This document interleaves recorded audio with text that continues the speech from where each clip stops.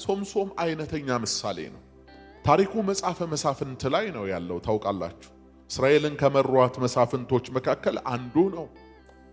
ሶምሶም የተወለደው በስለት ነው። አደገ። ሙሉ ሰው በሆነ ጊዜ የእግዚአብሔር መንፈስ ሊያነቃቃው በጾራ መንደር በኤሽታኦል ሸለቆ ወሰደው። በዛ የእግዚአብሔር መንፈስ በኃይል እየወረደበት ያነቃቃው ነበር። ትግሉም ጦርነቱም ፊዚካል ስለነበረ በጊዜው ሰውነቱ ላይ እግዚአብሔር ኃይል ሲመጣ ሰውየው ሌላ ነው የሚሆነው፣ ሌላ ይሆናል። ይሄን ሰው እግዚአብሔር ለየው። የለየው ለራሱ ነው፣ ለራሱ ነው የለየው። እግዚአብሔር ከማህፀን እንደሚለይ ታውቃላችሁ። ኤርምያስን በሆር ሳለ መረጥኩ በማህፀንም ሳለ ቀደስኩ አለ። እግዚአብሔር ለራሱ ብቻ የለያችሁ ሰዎች ይሄ ድምጽ ያገኛችሁ።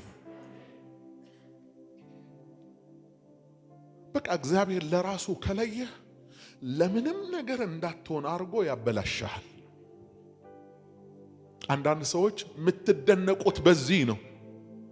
እኔ ንግድ ሞክራለሁ አይሆንልኝም፣ የሆነ ቢዝነስ ሞክራለሁ አይሆንልኝም፣ የሆነ ነገር ሞክራለሁ አይሆንልኝም። በሁለት ምክንያት፣ አንደኛ ነገሩን በእውቀትና ሳይንሱን ተከትለ ስለማታደርገው ነው ንግድህ የሚከስረው፣ ትምህርትህም ውጤታማ የማይሆነው። ሁለተኛው ምክንያት ግን ምንም ሳይንሱን ጠብቀ ብታደርገው ማይሆንልህ፣ በቃ መክሊትህ ከሌለበት ሜዳ ውጣና በራስ ሜዳ ተጫወት። አንዳንዱ ሰው ቅባቱ በሌለበት መክሊቱ በሌለበት ሲባዝን የመኳተን ህይወት፣ መረብ ውስጥ የሚገባ አሳ የለም፣ ወደ ቤት የሚመጣ ምንም ትርፍ የለም። ጠዋት ይወጣል፣ ማታ ይገባል፣ ይደከማል። ኑሮ እንዴት ነው ሲባል እጭ ነው መልሱ። ስለዚህ የት አንተ ብትሰማራ ውጤታማ ትሆናለህ? እሱን ማወቅ ነው ትልቁ ነገር። እግዚአብሔር ለራሱ ከሰራ ከዛ ውጪ መሆን አትችልም። ሌዋውያን እኮ በቃ ለእግዚአብሔር ብቻ እርሻ አያርሱ፣ ንግድ አይነግዱም፣ ሌላ ነገር አያደርጉም።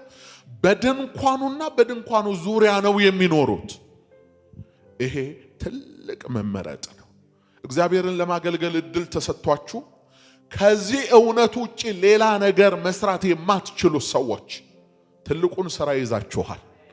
ማንም ሰው ከመሬት ተነስቶ የማይሰራውን ስራ በምርጫና በሱ ጥሪ ብቻ የሚሆን አገልግሎት ነው። ይሄ ወዳጆቼ ትልቅ አገልግሎት ነው።